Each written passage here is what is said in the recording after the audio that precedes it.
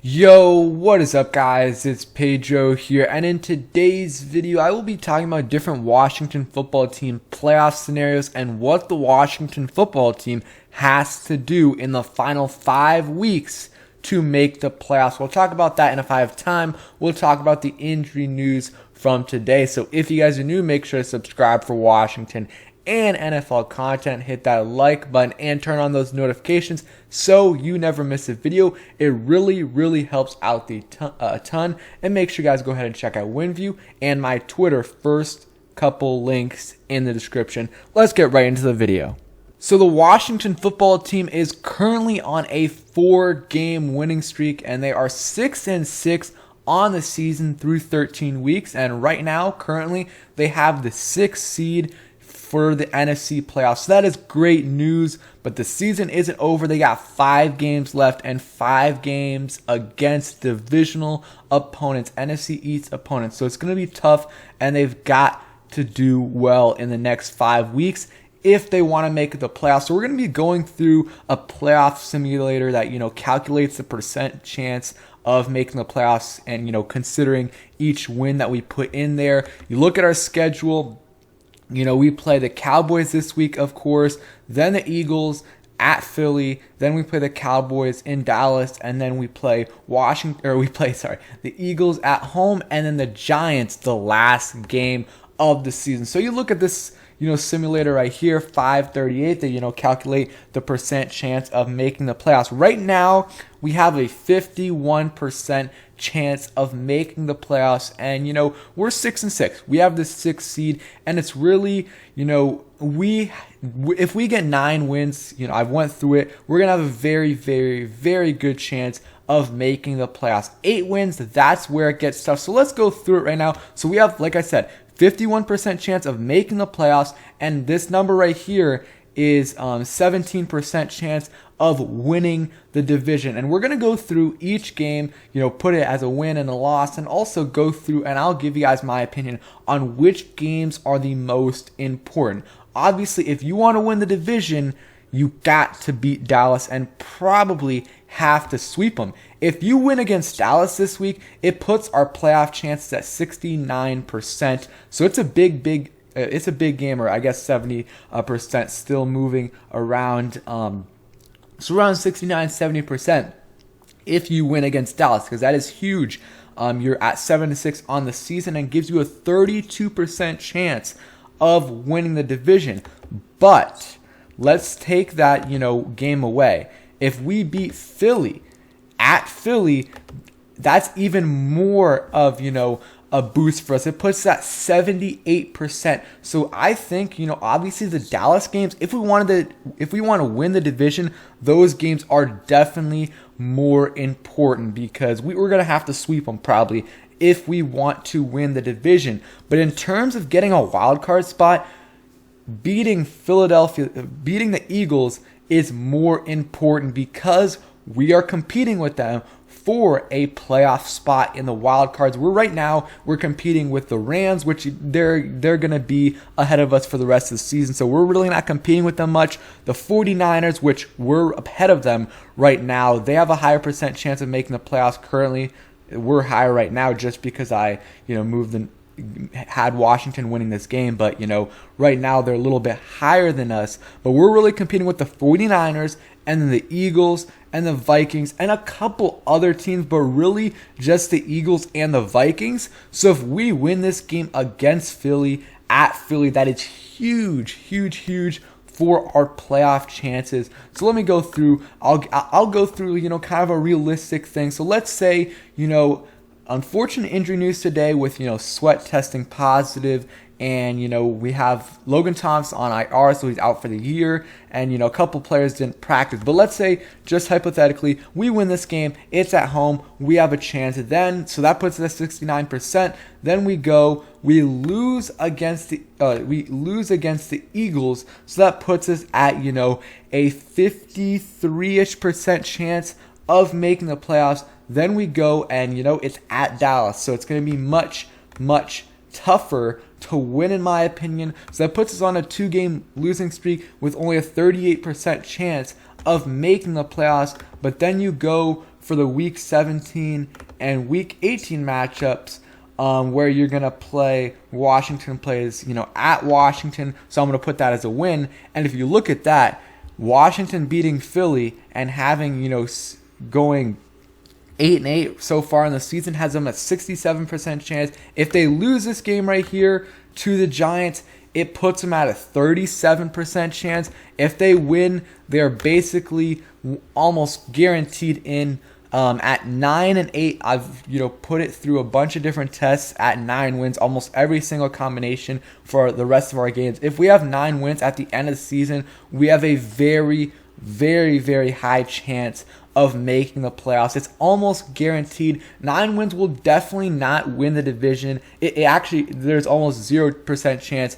it will, but it will very, very likely, have us in the playoffs. And one other thing that is very interesting is that if Washington wins 8 games, but they sweep Philly, they have a 51% chance. So obviously, we want to have more than 8 wins. We want to have a winning record and make the playoffs, because it would kind of be weird, 2 years in a row you make the playoffs, but both years are with an under 500 record. So that's something that we don't want to be put in that situation. We want to win 9+ games so we have a pretty much guaranteed shot at making the playoffs. But if we do, if we go 8-9 and we beat the Eagles at least once, maybe twice, then we're gonna have a shot of making the division, making the playoffs. It's just gonna depend on what the 49ers do, what the Eagles do, and what the Vikings and some of these other teams do. So that's why we have to root,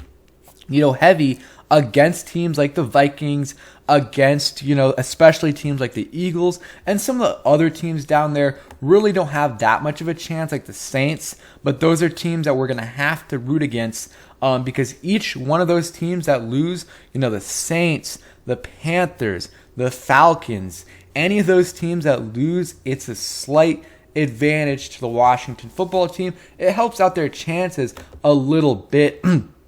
You look at, like, if the Vikings lose this weekend or this week against the Steelers, it doesn't help much, but it's like a 0.5% difference. And if they keep losing these games, it will continue to help our playoff chances, because we're really going up against them as one of the teams we're competing with in the wild card. So if they lose to the Pittsburgh Steelers and the Rams, then look at that. It bumps up our chances to 59%. And that's with 8 wins. I think we're going to get more than 8 wins. I think we will get 9 wins on the season with a win. I think we'll get a win against Dallas this week, hopefully. I think we'll split against the Cowboys and Eagles. And then I think we will beat the Giants, man. That would be really bad if all we need to do is beat the Giants last week of the season and we lose to them. So let's hope.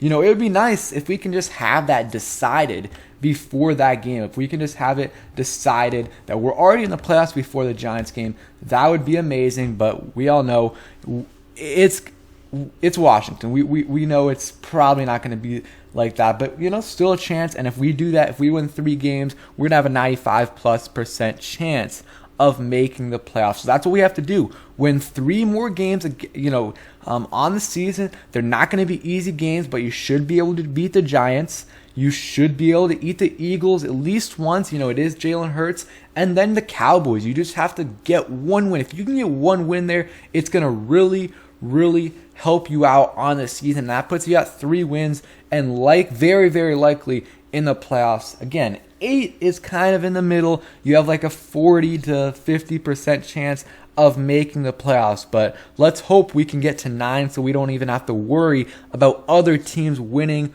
or losing to get us in the playoffs. So those are kind of the playoff scenarios for Washington. Going through that, you guys can go ahead and do it as well. 538 and click on the sports section and then NFL. So in terms of the injury news today, unfortunate, Logan Thomas put on IR. They're still trying to find out what that injury is. As long as it's not, an ACL or anything serious like that, it's still good news. He's going to be out for the year, but at least hopefully he'll be back, in a couple months. He'll be back 2-3 months and be good for whenever they get back on, the field in the spring, and then obviously for training camp in the summer. So that would be great news right there. And then, Montez Sweat gets placed on the reserve list. It's just so unfortunate because he was out for 5 weeks. And then, of course, right when he comes back, the day he comes back and starts getting tested. I don't know if he was getting tested when he was away, but the first day he comes back, he gets tested and he tests positive. So he's going to be out for this week, maybe even next week against Philly. Hopefully not. But you know what? Next man up. We've been playing without them, Chase Young and Montez Sweat for a while. Our defense has been playing the best when they haven't been playing. And there could be a correlation, could not be, but these guys just have to continue to step up. James Smith-Williams, Casey Toohill. I want to see Shaka Toney more. I really, really do. And then Tyler Larson and Ricky Seals-Jones, I think they were both limited today, so I think both of those guys will play. So that's a very slight boost from last week. If those guys are back, it's going to help having Larson as our center. I think he's better than Ismail. And then, having Ricky Seals-Jones actually will be a solid boost for us. And then, Jamin Davis, Landon Collins, and J.D. McKissic were all DNPs today, so that is not good news. The thing with J.D. McKissic, it's a concussion, so you can't play obviously until you're cleared. So we'll see when he comes back. I think he will be back for this week because he obviously missed last week with a concussion. Usually it's a 1 week thing, but he did have to get carted off. So let's see what happens. But I think he will be back this week. And Landon Collins, we'll see if he's another DNP tomorrow. I don't know if he's going to be able to play, but it could just be a situation where they're resting him up. They know he's going to be able to, he doesn't really need the practice, and he'll be able to, pick off right where he left off.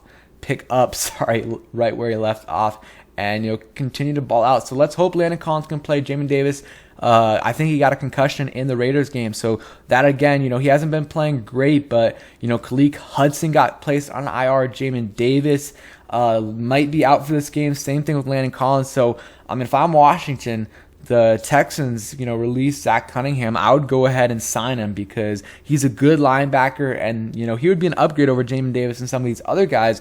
And Jamin Davis and Landon Collins might be out for this game, so they need to sign a linebacker, in my opinion, because it's getting ugly there. Because really, all you have right now is Cole Holcomb. If Jamin Davis is out and Landon Collins is out, all you have is Cole Holcomb. Seriously, I'm trying to think about the other guys they have on the roster. David Mayo would get a bunch of playing time, and they have, they just signed someone off of the Dolphins practice squad, but I really don't know how they could go into a game, especially against the Cowboys, who have amazing offensive weapons. I don't know how you could go into that game with just Cole Holcomb as your linebacker. It's bad enough when you have just Cole Holcomb and Jamin Davis, but having, taking away Jamin Davis, they really have no one. So they really need to, if they feel like there's any chance that both of those guys could play or miss games, or even one of those guys miss a game, I really think that they should go ahead and sign a linebacker. If both of them could play, I still would consider signing Zach Cunningham. But, if Landon Collins can play, then, they don't really need to go ahead and sign someone. I'm fine with them just playing Landon Collins almost 100% at linebacker and then having Cole Holcomb there. Those two guys, I think, are good enough to get the job done. So that's it for today's video.